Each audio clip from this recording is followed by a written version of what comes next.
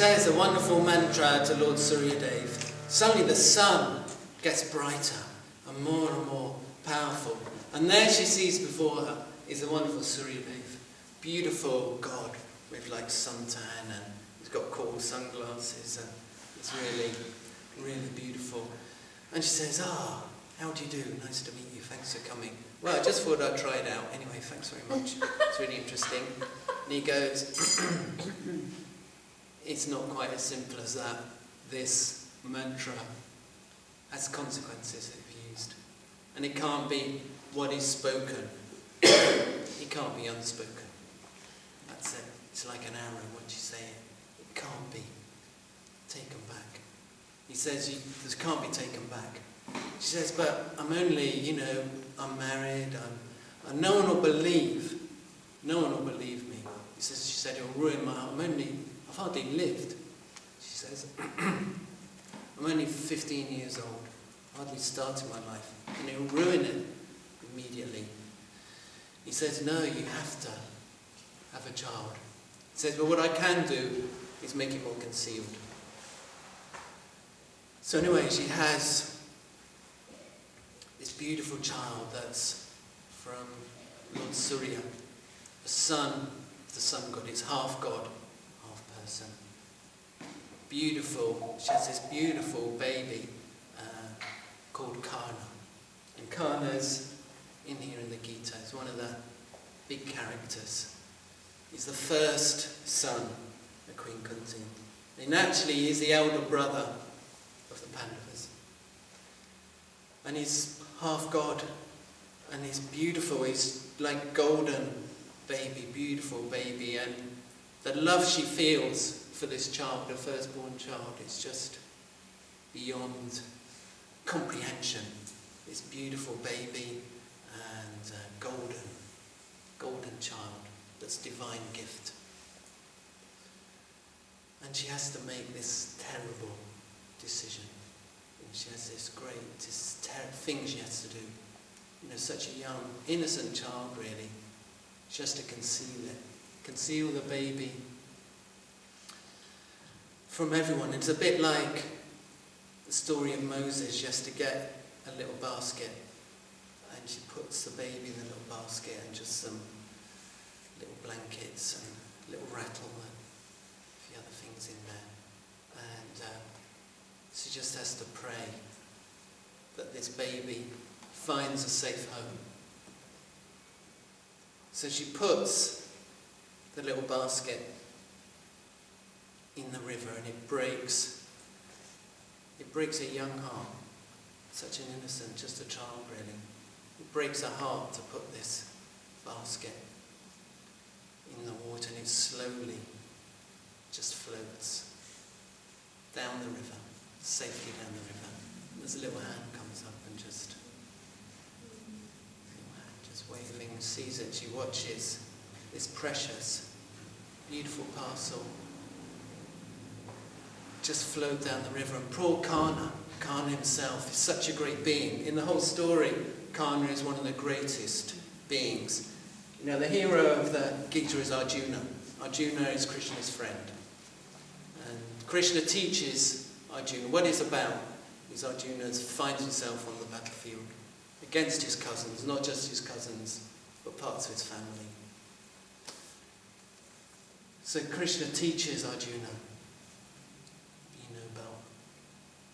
Karna is his elder brother, rejected at birth by his own mother, lost down the river. Further down the river, there's a couple. They've been childless, been married for a long time, and they've been praying for the gift of a child. Very devout couple, very poor, just live in the forest. And they prayed, and in the river, they find this beautiful, you see this thing coming down the river, and think, what is it? It's coming. And inside they see this beautiful child, and they accept it as a gift from her. So Karna grows up with them, and he doesn't know who he is. He doesn't know the story of his birth. And his mother keeps it as a total secret. Only she knows. Only the divine knows. It's a total secret that she holds. But now she's married to Pandu. Pandu is the brother. So there's two brothers, Dhritrashtra and Pandu.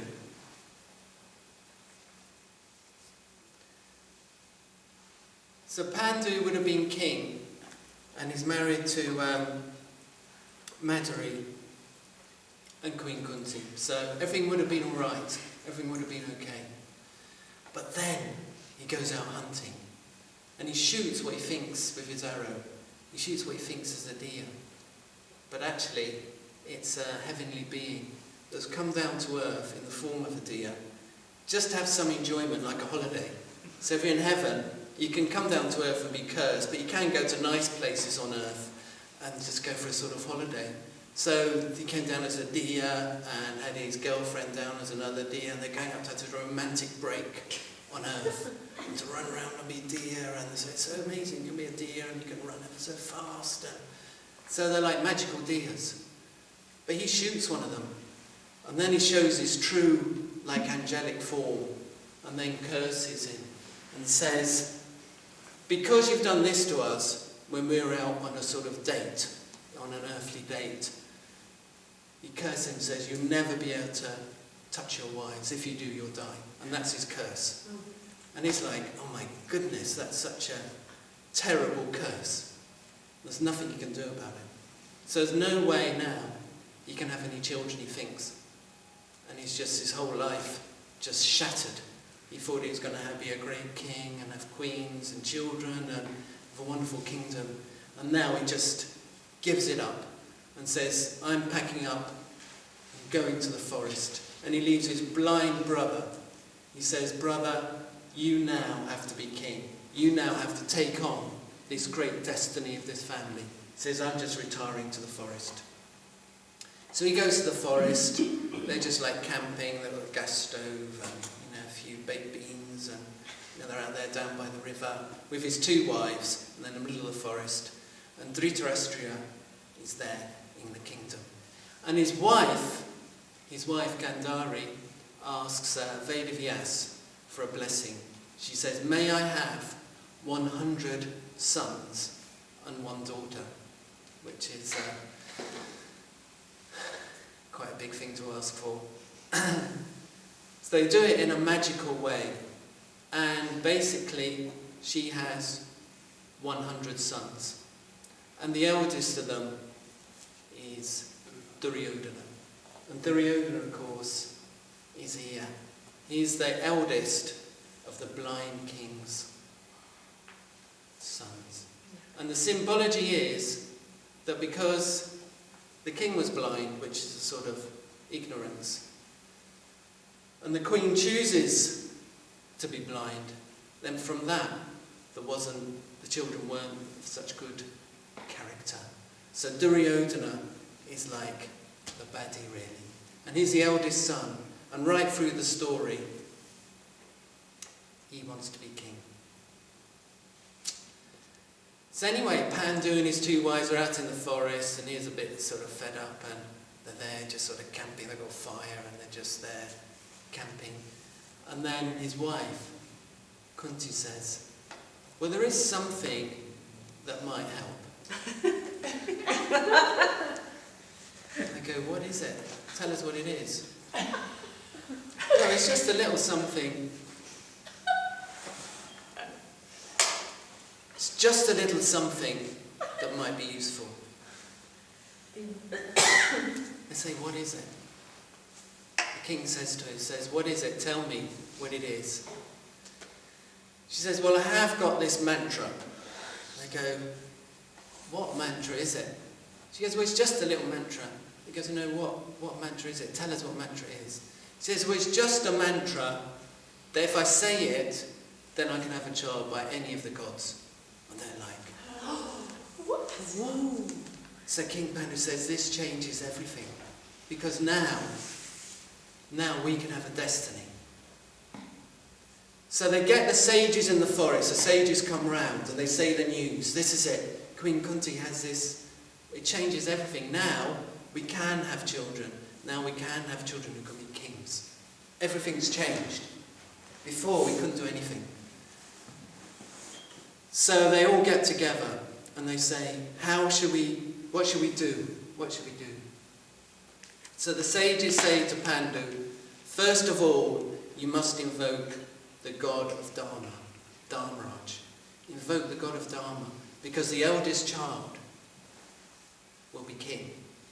And the most important quality in a king is them to be righteous. And so Queen Kunti then takes the mantra for the second time. They all think it's the first time. They don't know there's already Karna somewhere, little boy Karna, beautiful child there, golden being, just living he's just living, he doesn't know who he is. He doesn't know that he's a prince. He's born of a great princess. He's born of the sun god. He's just living in this simple hut somewhere in the forest. Just he knows inside he's great. But he just lives in this simple house. So she invokes Dharma. And that's when the eldest of the Pandavas, the one who's going to be king, was born. And that's Yuddhistra. So Yuddhistra is the eldest one of the Pandavas. And then they say, the King Pandu says, who should we have second? Who should be the second god we invoke? So he's getting quite into it now. He's got one, we go, there's hundreds. He's got, I don't know if you got that book, The Gods and Goddesses of India. It's like that thick. So he's got it out, we could choose this one and that one. And Queen Kunti's thinking, I don't know about this. And she says, I'm only going to use the mantra 3 times. She says, I don't want hundreds, and like Gandhari's got 100 sons. So what? I don't want that to happen. So they say, okay, the second son is going to be the wind, the god of Vayu, the god of the wind. Because you want a second son who's going to be really, really strong. So they invoke the second son, and that's Bhima. So there's 2 sons. And then she says, right, this is the last time I'm going to use this mantra. So they all get together and say, this is the last time she's going to do it. They say, right, we must invoke the king of the god himself, Lord Indra. So she uses the mantra to invoke Lord Indra. And that's Arjuna. And they're the 3 sons of Queen Kunti, is Yuddhistra, Bhima, and Arjuna, of course. And Arjuna is a great hero of the Gita. And then there's Madri there. Madri is the second, younger wife. She says, what about me? Can I have sons? Why do I have the life where I won't have the joy of having, my own children? So they say to, please share the mantra with Madri, but she can only use it once. So she thinks to herself, well, I could get the 8 Vasus, and then I get sort of 8 in 1. We'll only be 7 because Bhishma's already here. So I could get a sort of 7 in 1. So she thinks, I might invoke them. And they say, no, they don't want to come to Earth. They made that quite clear. So she invokes there's a twin stars called the Ashwini twins. And they're very important in Ayurvedic medicine. And the 2 sons of Madri are Nakula and Sahadev. And that's where you have the 5 Pandava brothers, the 5 sons of Pandu. And they're one lot of cousins. And then the other lot are Duryodhana, and he has 99 brothers and 1 sister. And they're from the blind, and they're still in the kingdoms. And then Pandu, he does die, he does sort of fall victim to his curse, unfortunately. So he dies, and that leaves Kunti with the 5, Queen Kunti with the 5 Pandava brothers. And she goes back to the kingdom And that's where it all starts. Because Duryodhana doesn't like it. These 5 cousins suddenly appear. And they're like gods. They're not like, they're great heroes that just appear like that. And Duryodhana, he doesn't like it. So, I think that's where we'll leave it for today. If that's all right. So just wanted to introduce that's part 1 if you like. Just introduce the main characters into the story. So that's just the beginning. It's a long beginning. And as long as you think there's apple cake up there, it's a very long beginning. But anyway, I just wanted to share it with you. So I hope that's given you some idea of the family tree. And the story is still just beginning. Because what happens next is just amazing what happens. Because Duryodhana is determined he wants to be king. But Yuddhistra is the eldest. He was actually born first. And he's the son of the Lord of Dharma. He has to be king. And Duryodhana is not, he'll do anything in his power to stop him. He wants to be king. Any trick in the book, he'll pull. And in the end, the 2 end up facing each other. On one side is the Pandavas and Krishna. And Krishna is the friend of Arjuna. And Krishna, they say, is the Lord himself who comes. Every so often, the Lord comes into his own creation and walks and breathes and talks in his own or her creation. Comes in human form. Like in Ramayana, you've got Ram comes, they say this. God himself comes down in human form. And so saying Krishna comes. It's actually Lord Vishnu himself comes down the top. One of the top gods, if you like, comes down in human form, in his own creation. And he becomes a friend, and he's on the side of the Pandavas. And the Pandava army is much smaller, because there's 100 brothers, and all their relatives. And Bhishma ends up on the wrong side. It's a great being, but he's on this, he's on the wrong side. Karna's there. He's still done. Dronacharya. Great beings. Through circumstances, they have to choose. They have to choose one side. You can't be in the middle. You have to go on one side or the other. Through circumstances, Bhishma ends up on one side. Dronacharya ends up on one side. Pandavas and Krishna on the other side. And they try everything. There's a whole story that happens. They try everything righteous.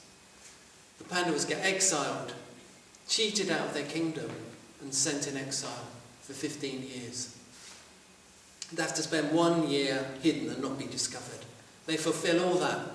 They fulfill everything they said they'll do. Yuddhistra is a totally righteous man. They cheat him out of his kingdom in a dice game. Duryodhana challenges him to a dice game with his uncle Shakuni. And his uncle is magical and he can make the dice do what he wants. So he makes Yuddhistra lose all of his kingdom. They split the kingdom in half. And Yuddhistra creates a wonderful, his half of the kingdom becomes much bigger and better. Duryodhana wants it back. So they have a dice game and he loses. He loses everything. He loses everything in this dice game. He loses himself. He loses his brothers. He even loses his wife, Drupadi. It's another story. He loses his wife, Drupadi, in this game of dice. First of all, he loses his money. He loses his lands. Loses his shares and bank accounts. Loses everything. Cars. Got wonderful big sports cars. Loses all of them.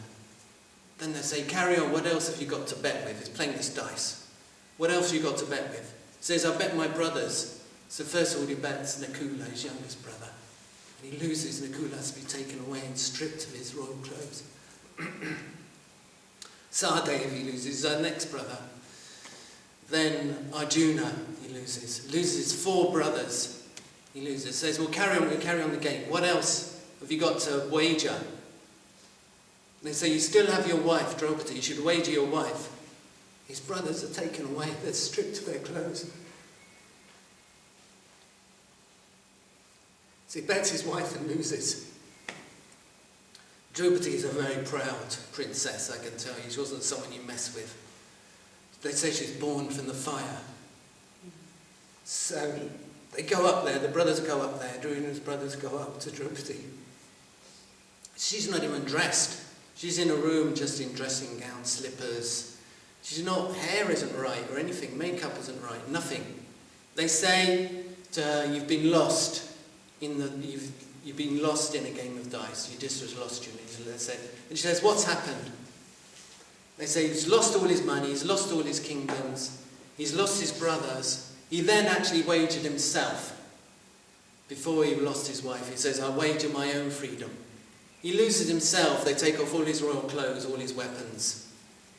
And then they say, once more, you still have one possession, they say you've lost. And she says, if he'd lost himself, she was quite clever, she's the only one who really, she said, well, if he lost himself, how could he then lose me? Because he didn't have anything at that point. And it's quite interesting when you talk to bullies like that, they come and they want to bully you.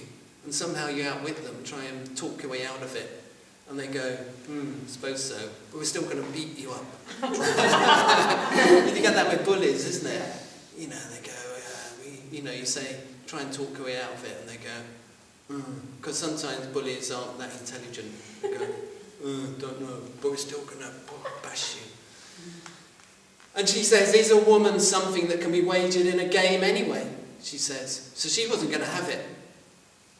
And she says, you're not taking me down into that courtroom full of men, with my Bhishma's there, Dronacharya's there, all the kings are there, everyone's there. I'm not going down there with hair, makeup like this and in my dressing gown.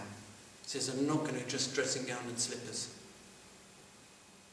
I'm not going to go down, so he refuses to. But these are big men that are there, Duryodhana's brothers, they're all there. And they're not nice, they're not being nice people. So they drag her down. She has this beautiful hair, and they drag her, screaming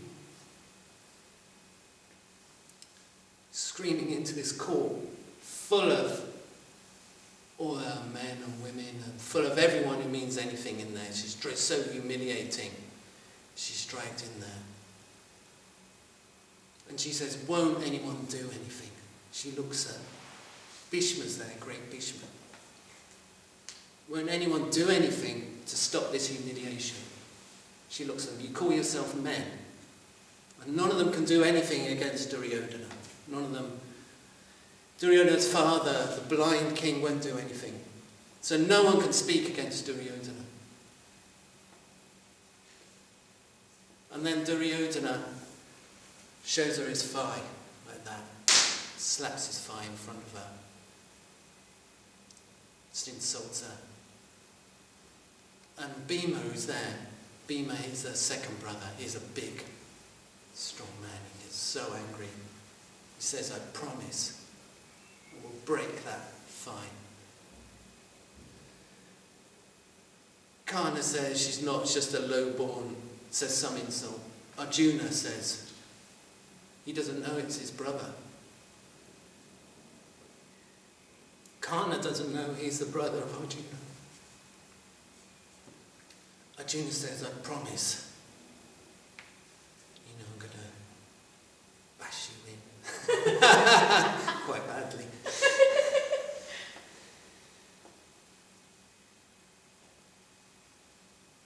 So if that wasn't enough,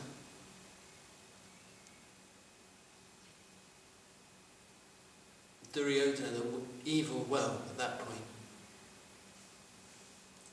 the command, disrobe Drupadi in front of so many people. What could be?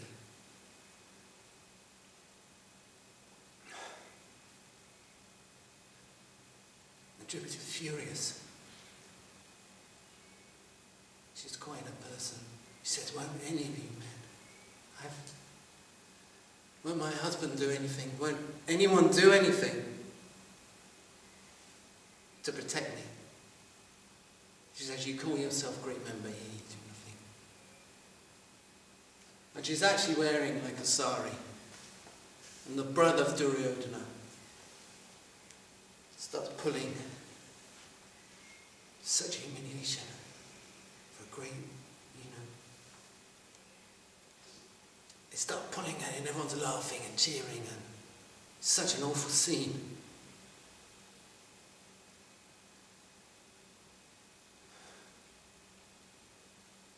And then like we all do, when the moment comes, what do? You ask God for help. When it's really desperate. And that's the thing the scriptures say. Don't wait till you really need help to make friends with the divine. They may come anyway. Even if you just people, I met people say they're atheist. When the time comes, they pray. Nearly all of them. But Drupadi was a very devout woman anyway. She hangs on to her cloak, but she realises it's helpless. So she has to let go. Sometimes you just have to let go. You have to say, life can throw anything at you, any moment. We think we're secure. We think we spend our whole lives trying